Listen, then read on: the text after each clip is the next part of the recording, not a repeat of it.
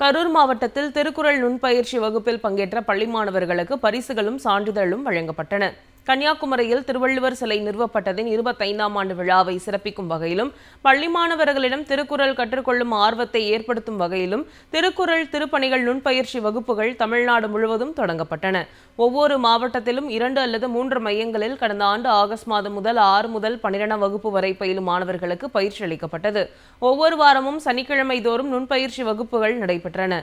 கரூர் மாவட்டத்தில் பள்ளப்பட்டி, குளித்தலை மற்றும் Karur morning star பள்ளியில் நடைபெற்ற இந்த பயிற்சி வகுப்பு நிறைவடைந்தன. இதனையொட்டி முதற்கட்டமாக பயிற்சி பெற்ற மாணவர்களுக்கு போட்டிகள் வைக்கப்பட்டு அதில் வெற்றி பெற்ற மாணவர்களுக்கு சான்றிதழ் மற்றும் வெள்ளிக்காசு உள்ளிட்ட பரிசு பொருட்களும் வழங்கப்பட்டன.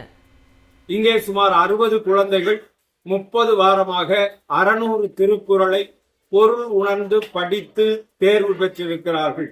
இவர்கள் அடுத்த பயிற்சி வகுப்பில் தொடருகிற பொழுது 1330 குறளையும் சொல்லுகிற ஆற்றல் பெற்றவர்களாக திகழ்வதற்கு இன்றைக்கு உறுதிமொழி எடுத்துக் கொண்டிருக்கிறார்கள்.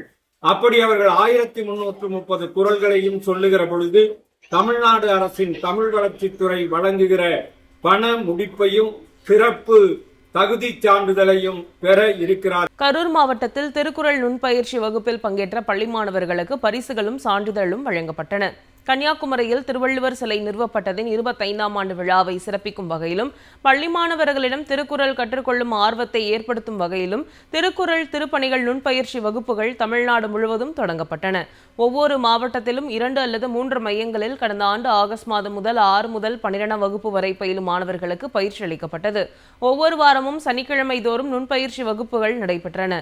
கரூர் மாவட்டத்தில் பள்ளப்பட்டி, குளித்தலை மற்றும் கரூர் மார்னிங் ஸ்டார் பள்ளியில் நடைபெற்ற இந்த பயிற்சி வகுப்பு நிறைவடைந்தன. இதனையொட்டி முதற்கட்டமாக பயிற்சி பெற்ற மாணவர்களுக்கு போட்டிகள் வைக்கப்பட்டு அதில் வெற்றி பெற்ற மாணவர்களுக்கு சான்றிதழ் மற்றும் வெள்ளிக்காசு உள்ளிட்ட பரிசு பொருட்களும் வழங்கப்பட்டன.